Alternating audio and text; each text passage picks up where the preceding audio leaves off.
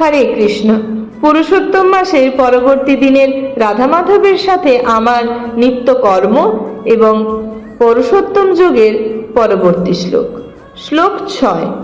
নতদ ভাসয়তে সূর্য নশশাঙ্ক নপাবক যদ্গত্তান নিবর্তন্তে তদ্ধাম পরমম মম।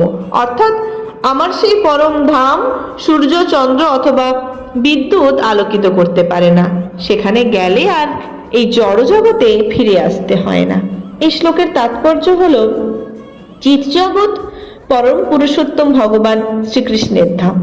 শ্রীকৃষ্ণ লোক অর্থাৎ গোলক বৃন্দাবন সম্পর্কে এখানে বর্ণনা করা হয়েছে।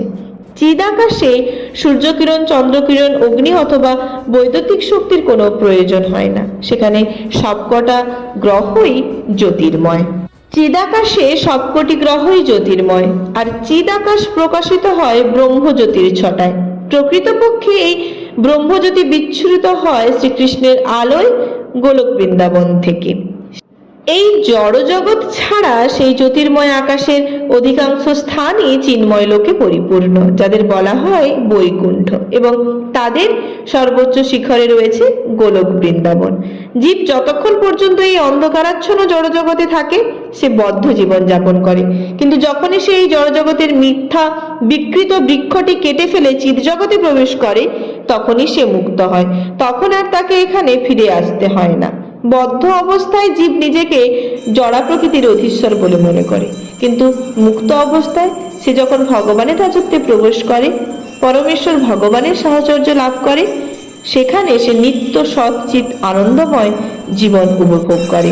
আমাদের সকলেরই উচিত তত্ত্ব জ্ঞানের প্রতি আকৃষ্ট হয়ে বাস্তবের ভ্রান্ত প্রতিবিম্ব থেকে নিজেকে মুক্ত করে সেই নিত্য পরম ধামে প্রবেশ করা। ভগবদ গীতার এই শ্লোকটিতে পরমং মম কথাটির ব্যবহার খুব গুরুত্বপূর্ণ। প্রকৃতপক্ষে সবকিছুই ভগবানের উৎপত্তি, কিন্তু চিৎজগৎ হচ্ছে পরমং ষড়ৈশ্বর্যপূর্ণ।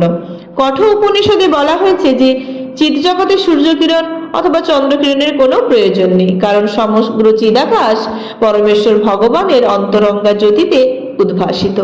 পরমধাম প্রাপ্ত হওয়া কেবল ভগবানের চরণে আত্মসমর্পণ করার মাধ্যমেই পাওয়া যায়, এছাড়া আর কোনো উপায়েই তা সম্ভব নয়।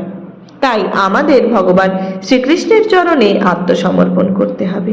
আপনাদের এই শ্রীমদ্ ভাগবত গীতার শ্লোকের বিশ্লেষণ কেমন লাগলো অবশ্যই কমেন্ট করে জানাবেন, এবং আগের শ্লোকটি জানতে হলে রিলেটেড ভিডিওর লিঙ্কে ক্লিক করুন। রাধে রাধে।